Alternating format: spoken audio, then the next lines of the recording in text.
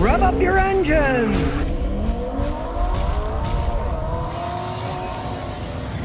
Codabout says, can I put 85 octane gas in my car? Scotty, I own two Mercedes, 2010 GLK 350 and a 2012 C350 4MATIC with 115,000 kilometers. Okay, that's not that many miles, really. One mechanic said I can get away with using regular 85. Another says I have to use minimum 91 or I'll ruin my engine. What can you say? It'll run on 85 octane gas. It's not going to hurt anything. It's a modern car. It can accept things. Now, you might lose a little bit of horsepower. You drive it normal, you might not even notice.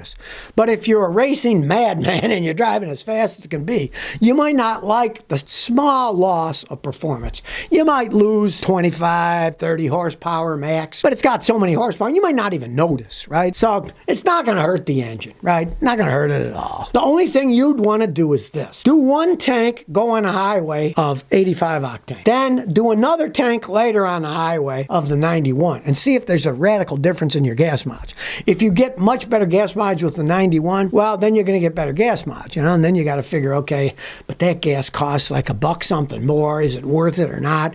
That's all up to you, but it isn't going to harm anything. King Ding 02 at Yahoo says, I have a 2011 Pathfinder, bogs when I take down. Then it shifts and runs fine. If I reset, the transmission control module works fine until it does it again. After 300 miles, it did it again. Replace the TCM, have it reprogrammed. You got a bad TCM, it will do that. The transmission control module, when they go bad, you start bogging down, shifting weird. Then when you reset them, they go normal until a while back and they come back. Pray it's that going out. Because if it isn't that, it means your transmission is going out. And Nissan Pathfinder transmissions are the weakest point. And when they go out, you got to rebuild the whole transmission when they go. Super expensive to rebuild, right? But I've seen many of them where the transmission control module, the TCM went bad, you replace that and it fixed it. Now, if it doesn't fix it, like I say, your transmission's going out. And the only thing you can do is rebuild it or get another vehicle. When you find the price of that, you'll probably say, I'll get rid of it. And if it shifts good enough now, take it to CarMax or one of those places, let them buy it from you, reset it, and if it shifts okay, they'll give you some money for it and just get rid of the stupid thing. Are you ready for this? The average American's home payment loan is now $2,866 a month. Hoo-wee! That was close to my first house yearly mortgage payment, not monthly, yearly.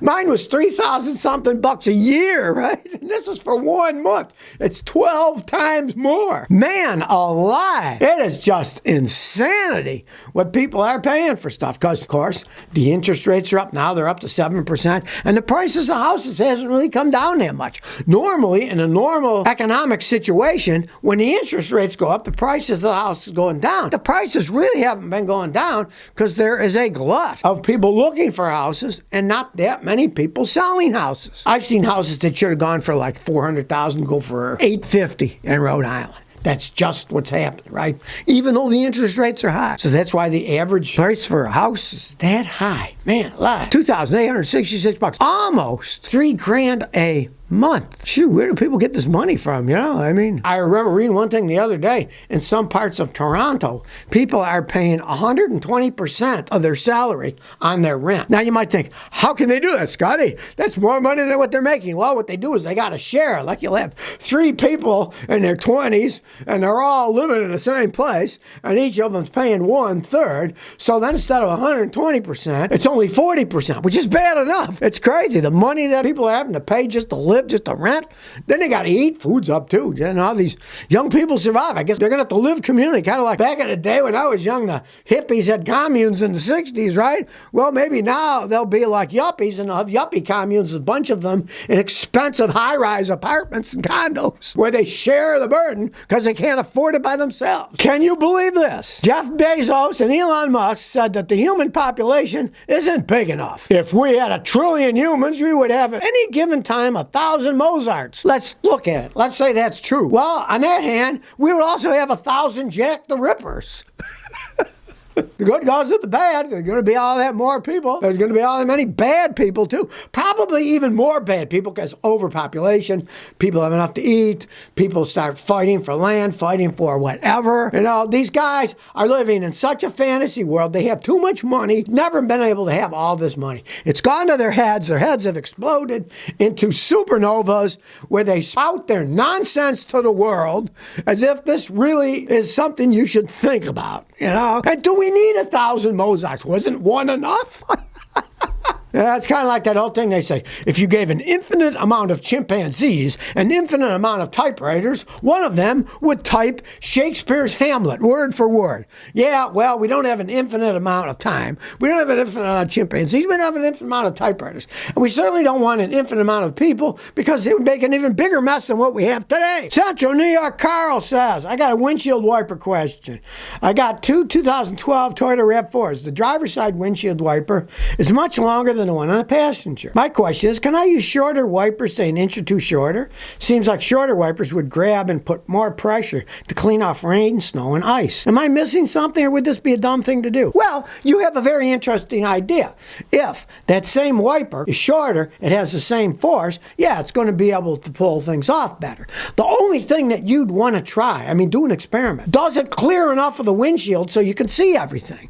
They want maximum coverage, right? And you said that your average height 5'11", so you're sitting in that seat, put one that's a little bit shorter on, and if it covers everything you're looking at, go right ahead. But if you end up having a bald spot, the wipers don't grab. No, don't do that. That would be a stupid idea. But if you made it an inch or two shorter, see what happens. And as long as there's not a spot that's missed, it's okay. But if there's a spot that missed, of course, then everything would build up and it would be a ridiculous thing to do. So experiment and see what happens. Jerry Tureed says, I got my side mirror replaced in my 2017 Mazda 3, but the cover's a little loose. It hasn't fallen off. Is there a cost-effective way of sealing the cover in place? I've read about using epoxy glue, but I'm not sure that's the way to go. Okay, numero uno. You just got that mirror replaced. Did you do it or did you pay someone to do it? If you paid someone to do it, take it back to them. Either they did not bolt it on correctly or they bought some cheap Chinese piece of crap that wasn't made right and it's going to rattle and say, this thing is loose, it's rattling.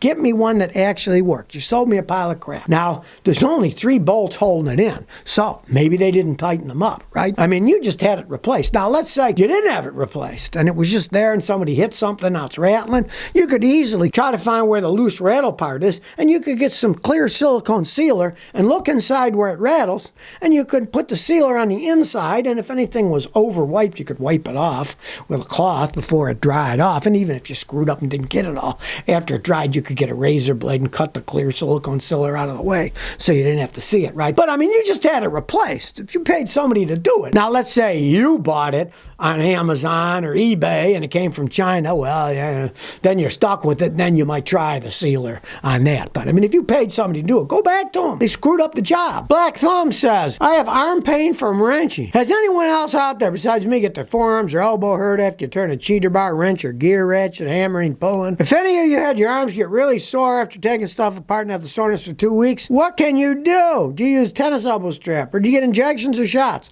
All right, I've worked on tires for 56 years, right? It may sound weird. There's a substance out there called glucosamine with chondroitin. Glucosamine is in a chondroitin mixture where when you eat it, it goes into your joints and it keeps you lubricated. I tried that years ago. I had a customer who was a masseuse, and his wrist would kill him. And he said, Scotty, try this glucosamine with chondroitin. You'll take it for 2 or 3 months. Nothing will happen. But then miraculously one day the pain will be gone. And he hit the nail on the head. It was gone. It used to be, if you went back 25 years ago, I couldn't pick up a full plastic gallon jug of milk out of the fridge. I'd have to drop it. My wrists were so bad, especially my left wrist because I'm left-handed and I use it more, right? The stuff does work. Now, if you buy the pills, they're super expensive, but you can get powder forms, and then you can mix it with a drink, or you can make your own pills. Gelatin capsules cost nothing. The stuff really does work, though. The only problem is if you've gone so far that you've worn all the cartilage and everything down to nothing, to the bone, it's too late.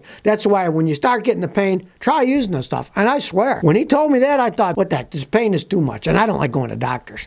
And I don't like shots and pills and stuff. So this is just glucosamine with chondroitin. You take it twice a day. You might not find any pain relief for 2 months. Then all of a sudden it'll be gone. It's really amazing stuff, I gotta say. Well, here's one for you. Guy's got a Toyota Camry, and it's Toyota Camry, check it out. The controls for the heat modes, it's delaminating. It's coming right off the dash. And Camry B says, my car dash sticker's starting to come off. What can I use to fix it? Well, unfortunately, that, of course, is laminated into the plastic. I see it's all faded off. Now, if you have that piece, super glue works pretty good on plastic. Get yourself some rubber gloves so you don't get it on the tips of your fingers. Put a little super glue and use the gel because it doesn't run everywhere. Push it back off and wipe it in place. But, of course, if the part's gone, then you're just kind of screwed. You'd have to buy the whole dash. They do not sell that piece. You'd have to buy the whole control unit, which costs a lot of money. In that case, what I would do would be, I'd get myself a little paintbrush, and I'd paint a fake one around it. Like, I'd get some black paint, and I'd paint the background over, leave it at that. Because the super glue will glue the piece back on if you have it, but if it's gone, try painting over, because you'd have to buy that entire control unit piece. They don't sell the lamination part that sticks out. I've never seen anybody that sold that. So if you never want to miss another one of my new car repair videos, remember to ring that bell.